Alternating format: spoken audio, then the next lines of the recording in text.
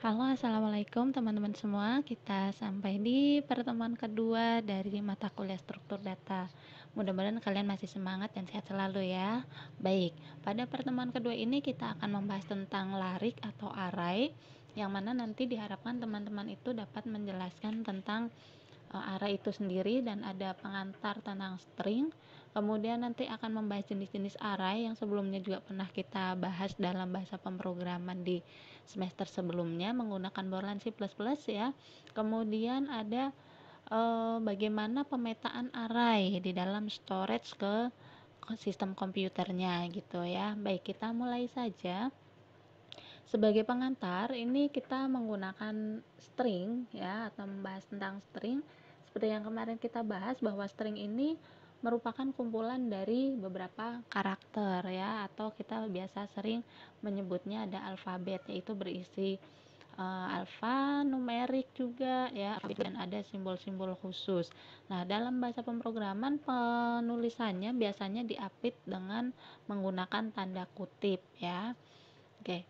Nah, di sini secara umum teman-teman juga sudah mempelajarinya, bahwa yang di semester sebelumnya kita menggunakan Borland C++.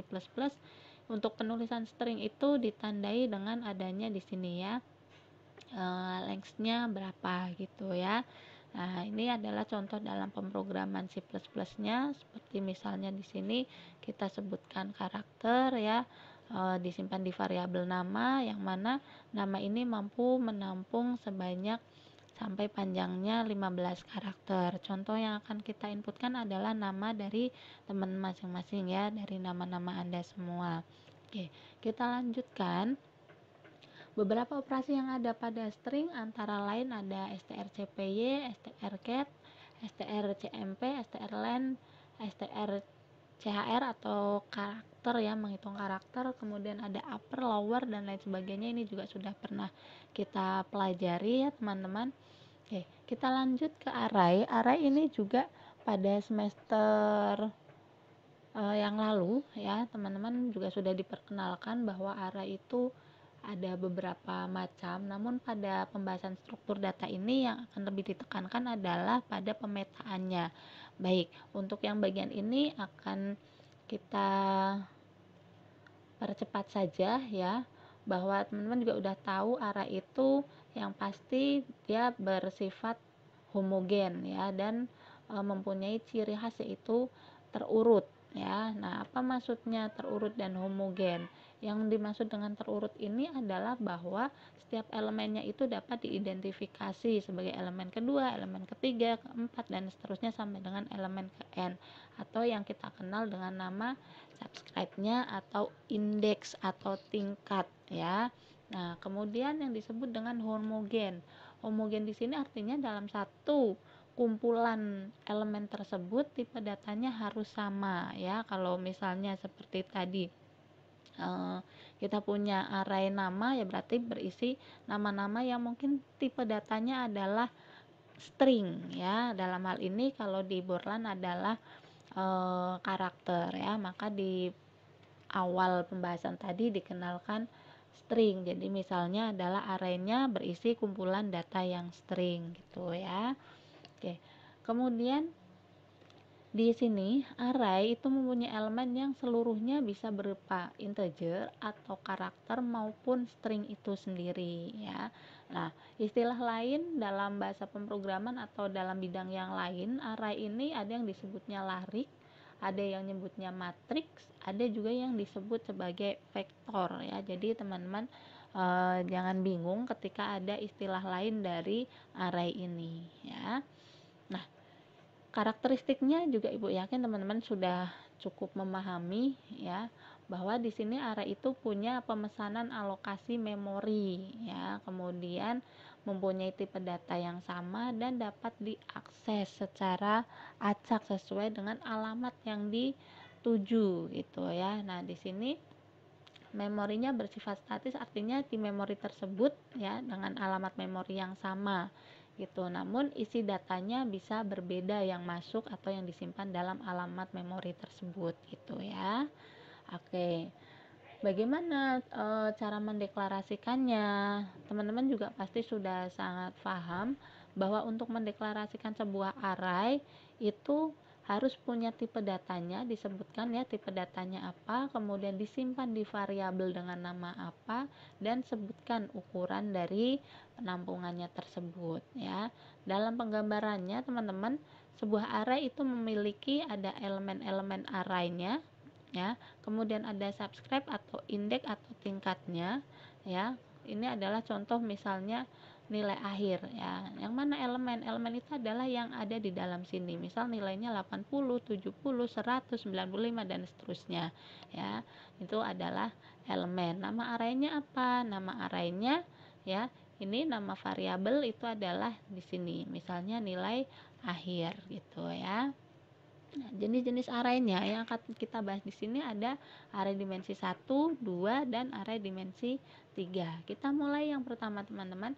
Penerapan untuk array dimensi 1 ya, misalnya bagaimana kita tahu? Contohnya ada aplikasi atau teman-teman membuat program ya, array dimensi 1 contohnya akan menginput 5 bilangan genap, isi bilangannya adalah ini. Nah, berarti nanti di masing-masing indeksnya atau di masing-masing subscribe maupun tingkatnya, pada yang indeks pertama ya, di alamat pertama isi elemennya adalah ini gitu ya, sehingga kalau ditampilkan karena ini array dimensi 1 berarti hanya satu baris. Dalam satu baris ya, ini terdiri atas beberapa elemen. Ini kalau misalnya kita menerjemahkan ke dalam Borland ya, atau teman-teman bisa menggunakan bahasa pemrograman yang lainnya ya. Ini contoh sederhana dari array dimensi 1. Kemudian bagaimana pemetaannya ke dalam storage atau ke dalam sistem di komputernya? Di sini ada rumus umum dari array dimensi 1. Rumus umumnya adalah ini teman-teman ya. Add kemudian posisi awal dari arraynya, kemudian ada B posisi awal indeksnya di memori komputer, kemudian I menyatakan subscribe atau indeks yang dicari, dan L. Nah, L ini adalah tipe data sesuai dengan jangkauan atau rank yang sudah kita bahas di pertemuan kemarin ya. Jadi kalau dia karakter berapa lengthnya, kalau integer berapa, kalau double berapa, float dan seterusnya gitu ya. Nah, contoh pemetaannya bagaimana? Misal, ada suatu array A dideklarasikan sebagai berikut. Ini adalah alamatnya ya. Nah, ini adalah alamat indeksnya. Kemudian biasanya kita menggunakan yang nanti ada konversi ya teman-teman, seperti di pembahasan kemarin. Jadi ada desimal ke heksa ya. Kalau di storage ini menggunakan yang heksa. Ukuran memori data untuk integer jangkauannya adalah 2. Jadi alamat memori untuk array A3 ya, ini berapa gitu ya. Ini adalah alamat untuk keseluruhannya dari, nah ini ya posisi awal array yang dicarinya ya. Jadi berdasarkan dari rumus ini kita terjemahkan bahwa dari soal tersebut diketahui bahwa yang dicari itu adalah A3 ya. Dari mana A3-nya? Di sini tentukan berapa alamat dari array A dengan indeks 3 ya. Nah, A3 ini alamatnya di mana sih? Sesuai dengan soal bahwa A3 itu alamatnya adalah di 0011 heksa gitu ya. Nah, lalu setelah diketahui bagian-bagian dari masing-masing rumus ini ya, ini in-nya ya, ini alamat yang dicari, nanti berarti di sininya nanti sama ya. Bagaimana penyelesaiannya? Diselesaikan dengan seperti ini teman-teman, memasukkan yang sudah diketahui datanya ke dalam bentuk rumusnya ya, yaitu add AI. Di sini AI-nya itu adalah A3, kemudian B-nya itu adalah alamatnya, ini adalah 0011 heksa, kemudian I-nya yang dicari adalah I ketiga, dikurangi, ini adalah rumus defaultnya 1 dikali dengan L.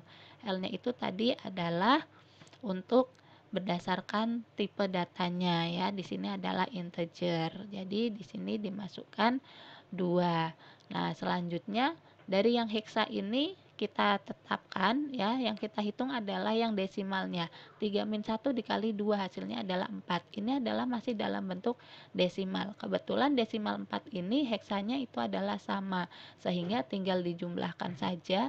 Di sini tambah 4, jadi heksanya itu adalah di alamat 0015. Nah, berarti elemen A1, A2, A3 ini adalah di alamat yang 0015 gitu ya. Itu untuk yang array dimensi 1. Ibu rasa cukup mudah ya.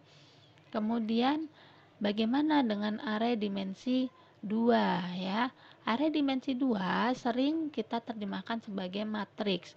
Ditandai dia mempunyai indeks ada 2, yaitu indeks pertama dan indeks kedua, yang mana masing-masing indeks ini mencerminkan adanya baris dan kolom ya. Nah, di sini misalnya integer array A dengan indeks 3,2 atau terdiri dari 3 baris 2 kolom. Maka di sini akan mempunyai 3 baris dan 2 kolom. Defaultnya adalah subscribe-nya 0 ya.